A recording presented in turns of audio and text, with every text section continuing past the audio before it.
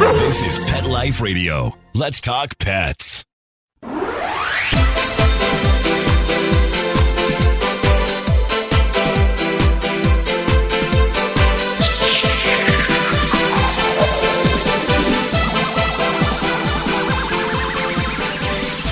Hello, you're listening to Animal Party on Pet Life Radio. And I have a heat wave here in Vancouver, British Columbia, Canada. We are up around 50 degrees Celsius, which is like way over 100 and super hot, hottest it's ever been here, which makes me want to dive into the ocean. So today we have Christine Ward-Paige, and we're going to talk about e-oceans. Welcome to the show. Excellent. Thank you for having me. So what is e-oceans? What is this? e-oceans is a platform that I've designed and built over many years. So I'm a marine scientist, and every time I went out into the field, I was answering one question at a time, and I would reach out and talk to people that were locals that were diving or fishing in the ocean, in the morning, whether they did that for their livelihoods or they did it. And my dog is now barking and growling in the background. Hold on. Oh, that's totally loud. The dog is welcome on Animal Party. Welcome to the show, Welcome doggy. to the show. Yeah, no problem. He's a foster dog, so he's like extra points. Extra points for that. Okay. So you would talk to fishermen and they'd report things to you? So as a scientist, I would be going out into the field, and I would talk to fishers and divers, whether they were, people that were going out for their livelihoods, or sometimes they were dentists and lawyers and doctors that, went out surfing or fishing before their workday started. And they often had more insights about the ocean than I had as a visiting scientist. So as a scientist, we were trying to answer one question at a time for this one specific purpose. And so e-oceans is a platform where people can track their activities and log their observations and instantly share it with scientists, whether it's about fishing or plastic pollution or other types of pollution in real time. So somebody's walking on the beach or out in the ocean and they spot red tide or they spot pollution or they see a whale that's not supposed to be there. Was that what you're talking about? That is what I'm talking about. They can report that, but it also really importantly is to report things that you don't see. So if you walk a beach and it's empty of plastics, for example, that's really valuable because then we can compare that through time and through space. So, in some places around the world where we've seen, beaches or coastlines or ocean ecosystems that are inundated with plastics or with pollution, or there's fish gills, comparing that to years before or years later when we've done some cleanups to see how it changes through time is also really valuable. So then we can measure our success. So I didn't understand what the fish gills, is that what you said? I said fish kills. So kills. If you see fish kills. So sometimes, you every day you walk down a beach and you see everything's healthy and fine. And then one day you walk down the beach and you see a bunch of fish that are dead. And you want to be able to piece those pieces together so you can look at changes through time, whether, with climate change, whether it's heat waves or a pollution spill or a noise pollution, for example, that can happen and cause different issues and different impacts on our ocean ecosystem. So the point there is that, collecting information on zeros is just as important on collecting information on things that you do see. So that's why we really designed it as an activity tracker first. So you track your activity, whether you're sailing or surfing or walking the beach, and you get that effort of zeros, and then you report things that you see on the way so that we can get presences and stitch all those pieces that are really complex of the ocean. The ocean is complex, but it's also dynamic. As a marine scientist isn't there every day. So having all those eyes on the water every day, all day, is really an important part of measuring the impact of the ocean and the change of the oceans. Recently, I noticed on TV, the news was reporting a massive increase and return of humpback whales to the Salish Sea. And I thought, isn't that incredible? Incredible. They finally stopped hunting them and killing them and then let them live. And now there's rules about speed and traffic, and they seem to be thriving. So that's so wonderful. But I also know that the ocean temperatures are changing and things are going to have to be moving, and these zones of protection are going to have to change. So your platform is going to help with that, I'm sure. Yeah, so I mean, previously, scientists go out and we sample a little part of the world's ocean and a little part, typically, of the species range. So if you're going out looking for humpback whales, or in my part of the world, it's North Atlantic right whales, and you go and look for them where they typically are known to be seen. But like you said, with climate change, and that can be changes in water temperature, but also in the prey that they're seeking can move. So that moves them out of where we previously made safe zones for them, made sure that vessels slowed down in certain areas, and pushing them out into shipping lanes. And then you end up seeing them being hit by ships. And so being able to get those zeros so that when they moved from one place to another, definitely we can put all those pieces together.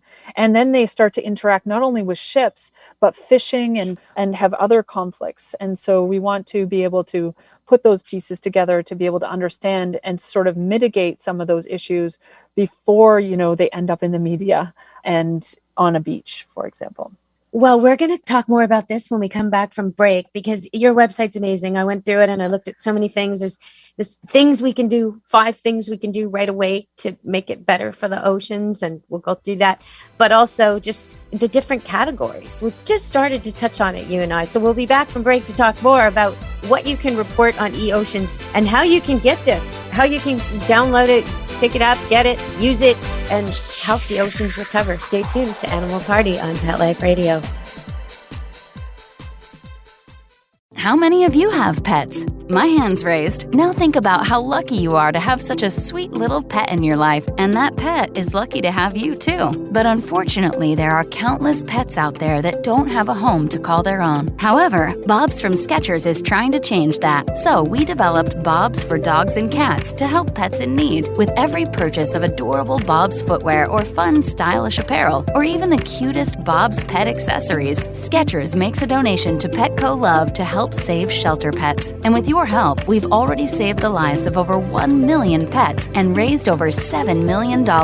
So while you're getting style and comfort with features like Skechers' famous memory foam cushioning, you're also helping to save an adorable pet in need and helping another lucky owner be connected with a future best friend and companion. Because happiness is having a loving pet by your side. Find Bob's at a Skechers store, Skechers.com, select Petco locations, or wherever stylish footwear is sold. Let's Talk Pets on PetLifeRadio.com.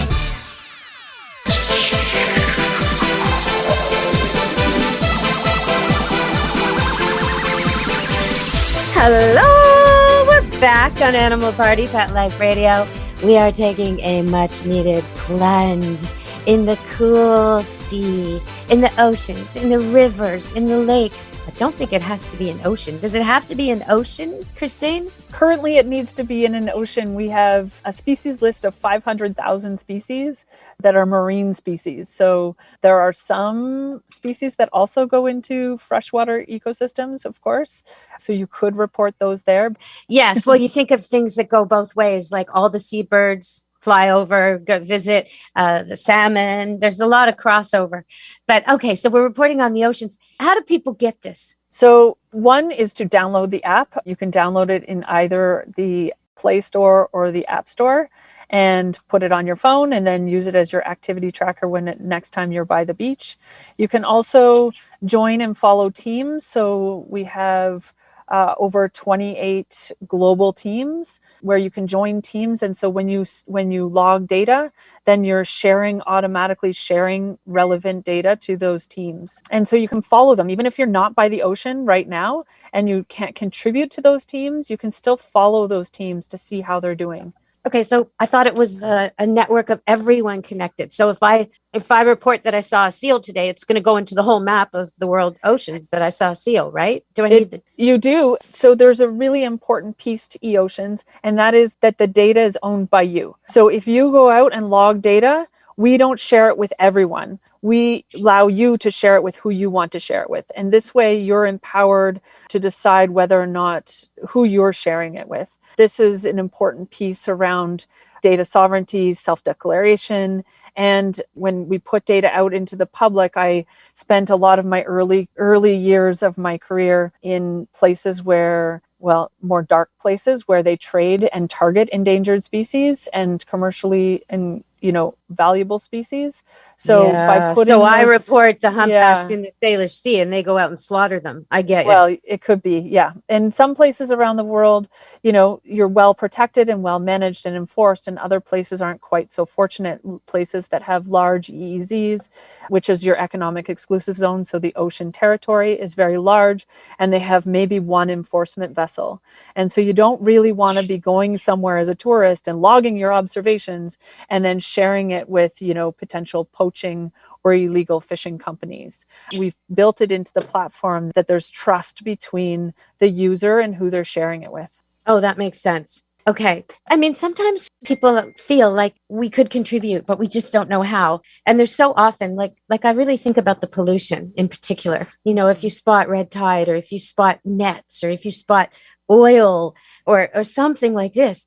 Okay. How does this work for that? How does this work? So it's really an early warning system. A lot of times people don't want to be spilling oil or, spilling things. And so if you can capture that early, even if you drop a net. So if you're a fisherman or a fisher person and you drop a net or you drop some gear, if you can log it quicker, then you can go back and retrieve it easier, or somebody else can go back and retrieve it easier. So it's really about the collaboration of logging things faster and making it more transparent and actionable. So if you see red tide, or you see, like I mentioned earlier, fish kills, or if there's noise. So I talk to fishers, that are out at sea, and they say, we were warned not to go into this particular area because there was going to be some blasting.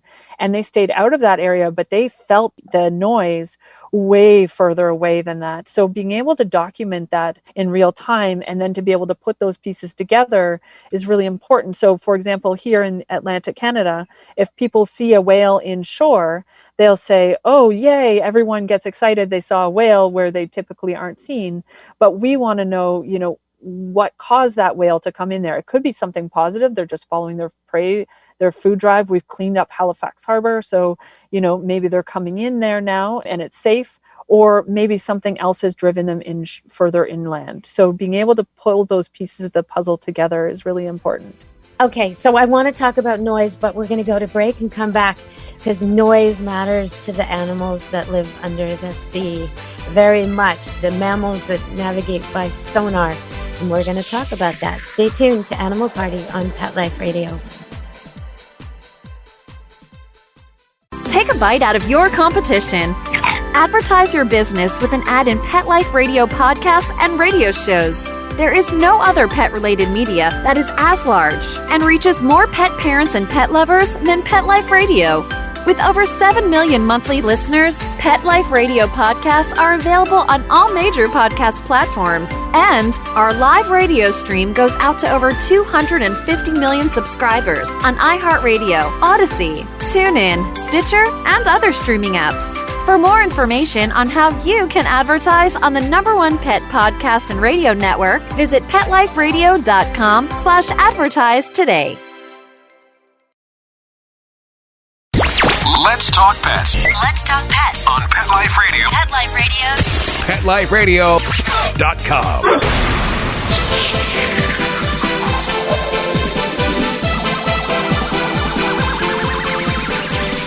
Hello, we're back on Animal Party on Pet Life Radio, and we're here with Christine Ward-Paige, and we're talking about eOceans, which is an app you can download and help, just by logging what you see, species, problems, exciting things about what you see in the oceans, around the oceans and the beaches will help. So that's what we're talking about today. And I want to touch on noise. Why is noise so important, Christine? Well, animals communicate with each other through long distances. And so the noise in the ocean caused by vessels, development, exploration, it interferes with all the animals communicating. And the louder that it gets, the harder it is for them to communicate. And so that's why noise is an important thing. They need to be able to find each other, need to be able to find prey. They need to be able to communicate just like we do when we move around the city or move around our houses or whatever it is.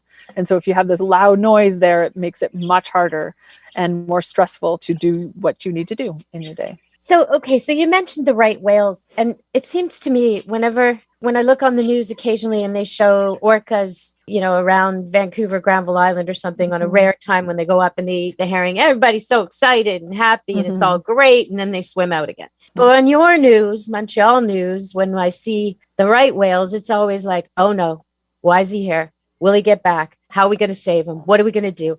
What is that about? What's going on with those whales?